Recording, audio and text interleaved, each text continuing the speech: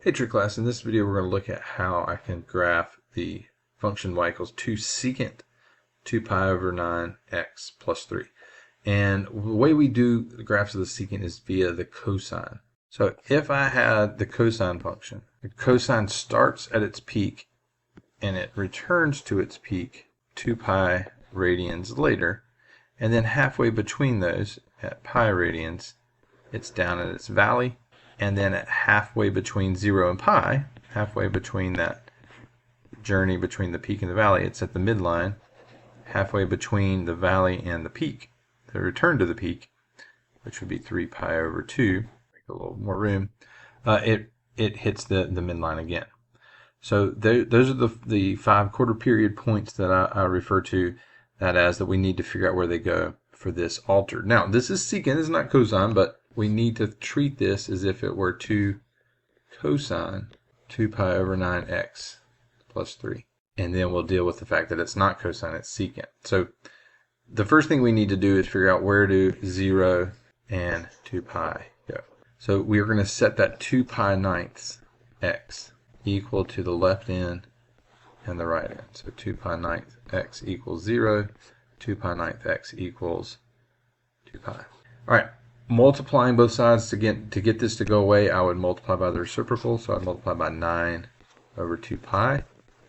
And if I do that to 0, I'll just get x equals 0. 0 times anything stays 0. So that's going to remain 0 as our left end. All right, but on this other one, when I multiply by 9 over 2 pi to get all that to go away, to get the x isolated, the 2 pi cancels over here and I'm left with 9. So x is equal to 9. That's what this right end number is going to be. So I'm going to change this to 9. That's one full period where we return to the peak. Half of that, 9 halves or 4.5, is where I'll hit the valley. And then if I divide 0 and 9 halves, if I average those two, I will get 9 fourths. All right, and then 9 halves plus 9 divided by 2, the average of those. I can use my calculator for that. 9 plus 9 halves divided by 2, change into a fraction, it's 27 fourths. That's that 3/4 point where I hit. All right, now that's the key points where they're going to take place, the peak, the valley, the midline intercepts. The next thing to do is find where is my midline going to be.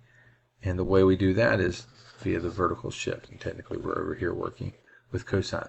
So the vertical shift means that we're going to shift this whole entire cosine wave up 3 units. So there's the x-axis, there's the y-axis, but right above that 3 units up that's the line y equals 3. That's where basically the x-axis is going to now go. So those midline intercepts at 9 fourths and 27 fourths, those are now going to be up there at 3, a height of 3 rather than a height of 0. Right, halfway between that, the minimum, and then that 0 and 9, the maximum. So at this 9 halves, that's in the middle, that's where we went down. Well, how much do we go down? Typically in the cosine, we go down 1 and up 1. But with this one, we're going down and up 2 units. Again, from 3. So up 3, up 2 units from 3 would be 5. Down 2 units from 3 would be 1. So when we bottom out right here, we're bottoming out at 1. And when we're topping out, let me kind of extend this up a little. We're topping out at 5. So there's 1, there's 5 when I start, 5 when I return, and that in the middle. The midline's not much of being in the mid part right now. I'm going to kind of shift it all up. It's a little better. So there's what one wave of that, again, that's the cosine function is going to look like. We're not graphing cosine, we are graphing secant. So where we touch the midline, that's going to be a vertical asymptote. Right, where we hit the high point, that's going to be a parabola shape that's going towards the vertical asymptotes. Where we hit the low point, that's going to be this parabola shaped. It's going towards the vertical asymptotes. Right, and then there's another peak going towards those vertical asymptotes. So again, this is not really there. I can like dash it to indicate that it's not really there. That's just the cosine function that we used as a guide. This is the function that I'm actually graphing. That's the secant function. All right, look at the numbers. So there's negative 9, 9, negative 9, 9. On our graph, we got a 0 to a 9. So again, our full period was 9. So this one that has the 2 pi's, that's out. We can throw that one out. All right, now we have 10, negative 10, 10, negative 10. All the other ones kind of look the same. Now it's all about those asymptotes, the location of the asymptotes, like where the asymptotes are located relative to the x and y axes. All right, look at ours, an asymptote. There is no asymptote at the y-axis. There's an asymptote at 9/4, like a 1/4 of the way and 3/4 of the way across. So we got 2 vertical asymptotes, one left to right from the origin. Okay, this one does not have. This one has a vertical asymptote at the y-axis, so that means that B is also out. So we can eliminate. Already eliminated C because the negative 2 pi and the positive 2 pi. We can eliminate B because it has the y-axis as a vertical asymptote. All right, if you count, this is 10. You got to be really careful with these. This has a peak above the x-axis. This has a peak below the x-axis on those ones that go downward. And our peak was above the x-axis at positive 1. So that means we also are eliminating D here because those peaks are below.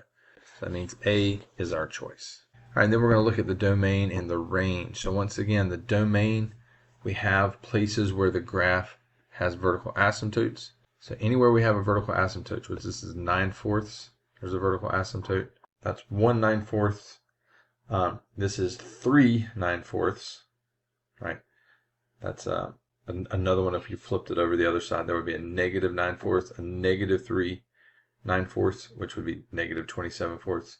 So 1 9/4, 3 9/4, 5 9/4. Those are the odd multiples of 9/4. So that's going to be D there.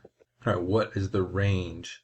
So again, because it's secant and cosecant, it's going to have this weird hole in the graph. Our hole is taking place between 1 and 5. So it goes off to negative infinity, it goes off to positive infinity, but 1 to 5 is off limits. Okay, so it's all real numbers except for all the numbers between 1 and 5. So everything below 1, everything above 5. So we're looking for y is below 1 or y is above 5, and there's our answer.